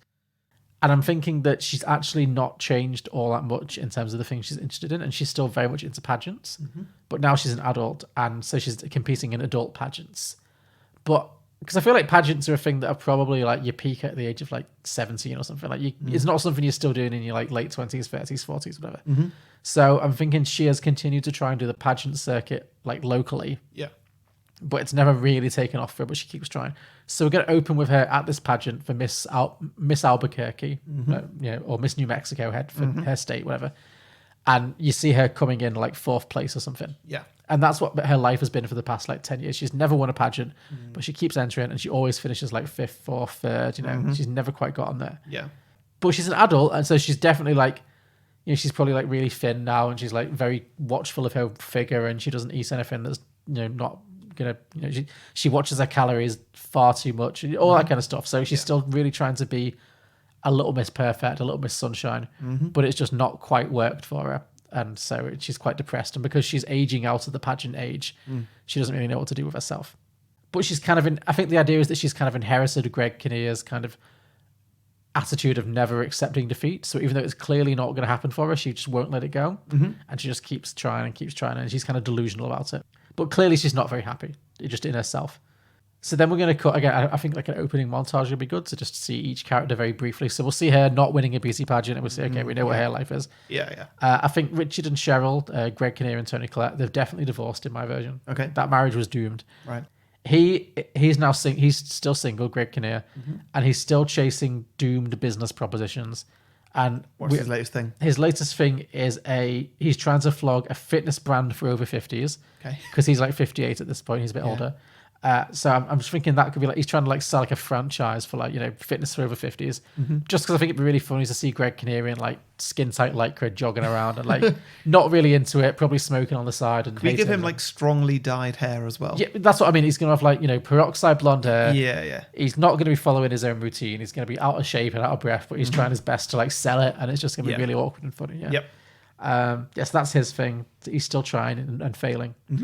Cheryl, Toni Collette, she's still very centered, very emotionally intelligent, very, the heart and soul of the family. But she's remarried to a guy who's even worse than Greg Kinnear. All right.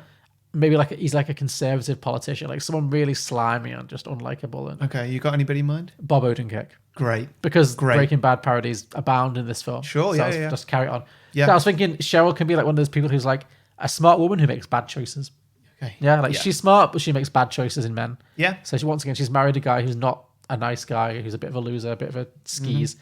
Any kids or? No new ones, no. Just the two she already had, just Paul Dano and Abigail Breslin. Yeah. Then we're going to look in on Steve Carrell. And I'm thinking he has written a best-selling novel, or maybe even a self-help book, about coming back from the brink. How he went from the America's #1 Proust scholar to being fired and attempting suicide. And then he came back around again, and he's back on top. So he's written a book about that, and it has become a genuine bestseller. It's been a huge hit. So he's very successful. Greg Kinnear is furious. Because Steve Carell has basically taken the thing he wanted to do. And done it well. And made it work. Yeah. Yeah, he's actually got the stuff to make it work. Yeah. So I think a lot of this film could be like the simmering resentment between Greg Kinnear and Steve Carell, where he just really, he's got no reason to hate him. It's not like he's been stabbed in the back, but he just resents him so much. Yeah. That's just going to be part of it. Yeah. Meanwhile, Dwayne, Paul Dano, has had a complete personality transplant. Sure. Because sometimes people who like in their teenage years and then when they grow up, they become completely different personality types. And you're like, how is that the same person? And that's just kind of a running joke. Yeah. So I'm thinking Paul Dano character, he is now super upbeat and very chatty. Okay. He's incredibly chatty. Okay. And his job, he works as a personal trainer. Right. Because that's one of those jobs where you have to always be like, come on, let's get those legs moving, people, up in there. Maybe he teaches like an OAP fitness class, so it's even more like, come on, ladies and gentlemen, let's do it. Yeah. He's so unbearably positive. Yeah. He's like terminally delightful. But how is he? Is he all right? Or is he like morbidly depressed? Well, that's the thing. It's probably masking some very deep depression, but that's his outward personality is very extroverted, which is complete contrast to how he was in the original film. And also because Paul Dano as an actor, does he talk all the time as well? Yeah, that's it. He never shuts up. Yeah. Great. I think that'd be fun because Paul Dano as an actor often plays these kind of very introverted characters. I'd love to see him playing this very extroverted, like over the top, almost camp kind of guy. So yeah, but he also has a daughter, probably from a marriage that didn't last. I'm thinking he probably is single, but at some point he had a relationship and he has a daughter now who's about the age Olive was in the original film. Okay. For the purposes of this, I've called her Olivia just because I've got no imagination. Great. But yeah, Paul Dano has a daughter who is Abigail Breslin's niece, who's about Abigail Breslin's age from the original. She's like 8 years old at this point. And she's having some trouble in school. She's being bullied. She doesn't really fit in. She hasn't got any friends. And she is very introverted, this little girl. And so Paul Dano he can't figure out a way to help her. So he asks his sister, Olive, to do something to try and bond with this little girl and try and maybe bring her out of herself and make her a bit happier. Yeah. So I'm thinking Olive channeling her own, this being Abigail Breslin's character, channeling all of her own like insecurities and issues, enters her 8-year-old niece into the Little Miss Sunshine pageant in 2021. Mm-hmm. So we're bringing it full circle back to the original beauty pageant for little girls. Yeah. And at this point, I was thinking we could transition the style of the film a little bit away from being like a quirky indie drama into like the mockumentary format. Mm-hmm. Like maybe there's a mockumentary being filmed about Little Miss Sunshine. Maybe it's like a famous festival. And these characters just happen to be entering it this year. So Abigail Breslin as like the stage mom or the stage aunt in this case, and her little niece who is like a mini version of her, who's probably not well suited to this world, but is just trying to impress everyone. So history's repeating itself 100%. But the reason I wanted to make it a mockumentary is that I feel like this child pageant circuit thing is like prime pickings for like a Christopher Guest, Best in Show, Mighty Wind style, mockumentary. Yeah, I agree. And I want to bring in I don't know why he's not done it. Maybe it's like too obvious. I don't know. But I really like the idea of bringing in the actors who are always in Christopher Guest movies as supporting characters. Mm-hmm. So you could have like Jennifer Coolidge, from American Pie. From American Pie. Yeah, you know who she is. Yeah, from American Pie, Promising Young Woman, Best in Show. Jennifer Coolidge as like a washed up beauty queen. Like that is the role she was born to play. Absolutely. You know, she's in the dress and the tiara. Yeah. Back in the day, she was like Miss America, maybe. But, 30 years have passed. She's let herself go a bit. She's a bit deluded. Yeah. But she's like the guest of honor as like this slightly like washed up beauty queen who's now like a judge for the Little Miss Sunshine pageant. She could just be her funniest self in that moment. Yeah. Like she'd be like really vapid, Yeah. That's her. I feel like Catherine O'Hara could be like a crazed stage mom who never made it herself, but now as a little girl who she's like really pushing really hard. And Eugene Levy, I think, will be really funny as the MC. I could see that. Will. Yeah. Yeah, no, I believe that. So that's going to be the meat of the movie, really. It's going to be them. So it's going to follow Olive and her niece entering this pageant, and then we see all these other crazy characters who are like in this world as well. But it's going to be clear that Olive's little niece isn't any more cut out for this world than Olive was, and at some point Olive's going to realize that the pressure she's putting on is just a hangover from her own issues, and she's going to have kind of a bit of a breakthrough or breakdown and realize that all the things she's doing are just because of the bad relationship she has with her own dad, Greg Kinnear. Yeah. And maybe the whole family comes to the festival, to the Little Miss Sunshine pageant to support their little granddaughter. Yeah. And Greg Kinnear's there. And at a certain point, I feel like Abigail Breslin has to have a little breakdown and kind of have it out with Greg Kinnear and be like, you're the reason that I have all these hang-ups and issues because you always never made me feel like I was good enough. You always told me that only winners do well, and if I didn't win, I was a loser, and that's why I've spent 30 years trying to be a beauty queen just to impress you. And it could be like an emotional moment and a whole breakthrough for her. Yeah. But in doing that, she kind of breaks the cycle, and all of the bad habits that she's picked up from him, she decides she's not going to pass on to her niece, basically. Yeah. I feel like that. I don't know how exactly to end it, but I'm thinking just basically, obviously, they leave the beauty pageant and realize that's not what's going to make them happy. Although maybe she has this whole decision where she's like, you know what? I don't need beauty pageants. I don't need to win a beauty pageant. I don't need my niece to win a beauty pageant to make me realize that I'm good enough for myself and for my family and I deserve love. And screw this. We're all going to leave right now. Olivia, let's go, to her niece. But maybe at that moment, her niece wins the pageant. Yeah. Maybe the niece is actually really good at beauty pageants. So she wins it. And then Abigail Breslin's like, what the fuck? Because she's like, she'd built up in her head that beauty pageants were a load of lies. And then her niece has effortlessly won the thing that she spent 30 years trying to win. And maybe that kind of just causes its own kind of, hilarious, drama.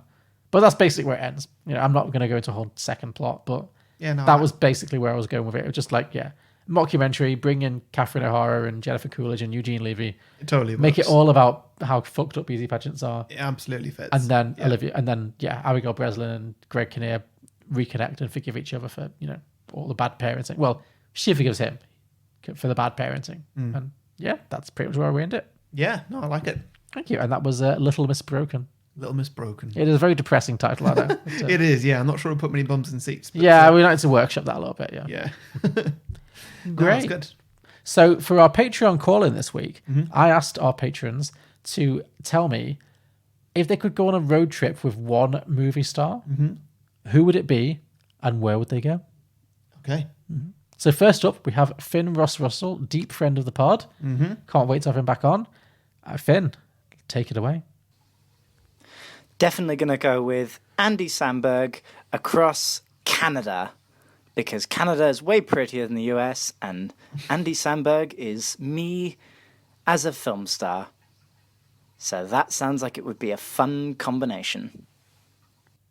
So he wants to go on a road trip with himself to Canada. To Canada. You know what? I think that's half a great idea. It's halfway there, yeah. It's, yeah. I don't think that going on a road trip with yourself would work out well. You'd probably just bicker. Yeah. Or you'd only agree. Yeah. And you need the middle ground, don't you? You need a bit of middle ground. You need a bit of to and fro, yeah. Yeah. But, I can see it though. I can see why. I like the location. Yeah. Great, but no. Mm-hmm. Yeah, you don't want to go on a road trip with basically yourself. I think Finn's having some narcissism issues there, but thanks for calling in, Finn. Yeah. Cool. Now, apologies, John. I forgot to ask the question. I know. Oh, are these just general reactions to the film then? Yeah, it's only Louise. Okay. Yes. So this one's from Louise, as she does always call in, because for some reason she always watches the films we do. Strange. Hi, Harry and John. I got a pitch for you for Little Miss Sunshine. Just want to say this was an absolutely amazing rewatch. I watched this as a kid with my, young adult, whatever, with my dad when it came out, and we really enjoyed it. The scene where she does the dance / striptease at the pageant, my dad cried with laughter for about half an hour. We always had to stop the film because he just found it so funny, and it brought back some very happy memories. So that was lovely. My sequel pitch would be that this sets some years later when Olive is a teenager, and she becomes obsessed with the world of drag queens. And I don't know, she fights with her mom to go on the road with a bunch of drag queens, something like that. Have fun with it. Be, sort of she'd be finding herself all over again, sort of thing. So that's all I got. So thanks for picking this. See you soon. Bye. I like it. Interesting. I think maybe instead, again, going on the whole Paul Dano, having a complete personality transplant, maybe he grows up, comes out the closet, is a drag queen. Yeah. Because that's a big journey from drag queen to, and maybe Abigail Breslin is the first person he tells because they're, siblings and they're close. Yeah. Again, I would like to see Paul Dano as a drag queen. I think that'd be fun. Yeah, me too. Again, it's against type character. And you know what? Drag queens make great characters on road trip movies. They do. I mean, Tu Wong Fu. Yeah. So exactly. Yeah. Mm-hmm. So Priscilla Queen does it. Yeah. Yeah. No. I agree. You can't. Yeah. No road trip movie is not made infinitely better by the inclusion of a drag queen. I agree. So thank you, Louise. Yeah. So they were our Patreon picks this week, or our Patreon submissions. Shall we move on to our regular listener submissions? Better had. Cool. Okay, we have a few this week. Dennis Fanning said, Ms. Sunshine. The cast get older but no wiser. So I guess Ms. because she's not a little miss anymore. Yeah. Tom Brennan said, the sequel is all about Frank 15 years later. That's Steve Carrell. Now running a philosophy school. Okay. He said he's not sure where to go with that, but Steve Carell's the head teacher of a philosophy school. Sure. Could be interesting, yeah. Frank A. Smith said, Little Miss Moonshine, bootlegging edition. So, moonshine, bootlegging. Yeah. Justine Weisinger said, I love it just the way it is, but if there has to be a sequel, I want to see Greg Kinnear taking Paul Dano back to the diner when he's grown up and using the long straw to drink his milkshake. There will be sunshine. So that's based on, obviously, have you seen There Will Be Blood? Oh, yes, I have, yeah. Have you seen that film? No, I'm getting mixed up. It's Paul Dano and Daniel Day-Lewis. It won lots of Oscars. Yeah, no, I've meant to watch it. It's another one that's been on my list for the podcast, but I'm also I don't think there's a sequel in there. I think it'd be an interesting one to watch, but maybe it wouldn't be one to do. And you should watch it at some point. Okay, It's well- very long, but it's interesting. Sure. Well, next time the cinemas give up and it's not Oscar season. Yeah, now's not the time. Yeah. You've got enough long, depressing. Oh no, time. I mean then do it on the bonus show. Sure, yeah, that could work. Yeah. Okay. But yes, I could see that. Little Miss There Will Be Sunshine. Adam Kushner said, I'd like to see Abigail Breslin playing Olive again just to see how she turned out. Which, I mean, basically we both did in our own ways in our sequels, Yeah, so yeah. sure. Over on Twitter, Mike and Oscar at MM and Oscar said, large Mr. Moonlight. That's all I've got, but I'm confident in it. Yeah. So Little Miss, large Mr. Oh, Sunlight yeah, Moonlight. yeah. Cinema Recall at cinema_recall said, I don't care if they all just sit around a table and talk for 5 hours. I'd pay to watch it and then go watch it again with commentary track by the actors because I love this film. I'd even watch it in black and white. So, super fan there, Mr. Cinema Recall. Mm-hmm. Crazy Martin 434 at Crazy Martin 434 said, the film should centre on Olive and they're going to drive her off to college, pretty much tying a bow into the chapter of Olive and her relationship with her family. Mm-hmm. Every character has grown up and run their lifespan, while this is Olive's chance to make her own future. Sure. So yeah, the road trip is taking Olive off to college. Yeah. So yeah, that could be, and new misadventures could be afoot. I could see that, yeah. And finally, Janetto Jeff at Janetto Jeff said, Olive, Abigail Breslin, is a recluse and upset anytime anyone mentions the beauty contest. So I guess it's like marked her life and she's never been able to recover from it. Right, yeah. Dwayne is married with kids and he's now a motivational speaker, just like his dad. Sure. The family hasn't been together since Olive left New Mexico to move to Seattle, which is like literally the other side of America. Mm-hmm. But Greg Kinnear becomes ill. He's the new grandpa and brings the family back together. And, you know, I guess shenanigans and healing ensues. Sure. So that could work. Like, Greg Kinnear is now aged into being the Alan Arkin of the film. Mm-hmm. And I guess all the other characters come together to try and intervene or maybe to go to his funeral or something. I don't know. Yeah. I can see that. Yeah. Cool, great. Thank you very much, guys. Those were our sequel pitches for Little Miss Sunshine. We ask for your listener submissions every week, a few days before we record, by putting posts out on Facebook and Twitter where you can post your ideas. So make sure you like and follow our pages if you don't want to miss out. To listen to more episodes of Beyond the Box Set, you can subscribe and browse our back catalogue on any podcasting platform, including Apple, Spotify, Google Play, and many others, all of which you can also leave a 5-star review on the app if you like. You can also support us on Patreon for as much or as little as you think we're worth. You get all the bonus features, including being part of our live call-ins, opportunity to choose the films that we do on a future episode, crossover opportunities, much, much more, bonus episodes. You can find all the links in the description below or at beyondtheboxset.com. Yeah. And next week, Harry, it is back over to you. Yeah. What have you got for me? Right, well, I've got two options. Okay. I've got a film that I'm pretty sure that we both like, we have seen. It'll probably be a good time. Or we could turn this road trip into a season. Mm-hmm. Do a road trip season. Sure. It's your call. Have you got a road trip movie? I've got two. Okay. I'm game for trying new things. Okay. Let's do the road trip movie. Okay, sure. If we're gonna do a season and you don't think you can pick an absolute winner, don't need to. You can just stop the season. Okay, sure. That's where I feel like we've gone wrong on some seasons. Like, you know, just committing We've to overcommitted. Yeah, doing 4 Will Smith films in a row. Well, we could just do another road trip movie and see where we feel after that. So sure, yeah. Sure. Okay. So next week, we are going to do Thelma and Louise. Oh, interesting. Okay. I'd say the ultimate road trip movie. Indeed. I mean, have you seen it? Quite a while ago, I think. You know how it ends? Yes. Okay. Well, that's the famous bit. I'm going to say, well, it's a challenge, but I'm up for that challenge if you are. Or if you want, we could watch Tu Wong Fu, Thanks for Traveling Through Newmar. No, I'm happy with Thelma and Louise. It's a classic. I mean, I'd like to do both, but no, Thelma and Louise is a classic. I'm sure. What do you think is going to be the funner film? I think they're both fun. Because, like I say, I've not seen Thelma and Louise for quite a while. I don't think Thelma and Louise is like super depressing. It's just the ending is pretty clear what happens. Yeah, it's not. Yeah, I remember it not being a depressing end though. No, it's more like, well, yeah, it's been on my long list for a while. Great. We will do Tu Wong Fu at some point. Cool. But I'm happy to do. If you're happy to do Thelma and Louise, I'm happy to do Thelma and Louise. Yes. Then let's do Thelma and Louise. Yes. Great. Thank you very much, listeners. Thank you, Harry, and join us next week for Thelma and Louise. Yeah. See you next week. Bye. Thanks, everybody. Bye.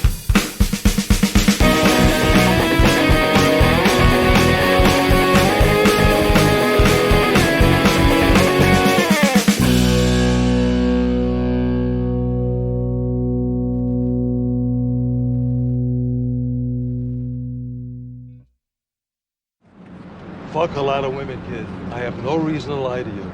Not one woman. lot of them.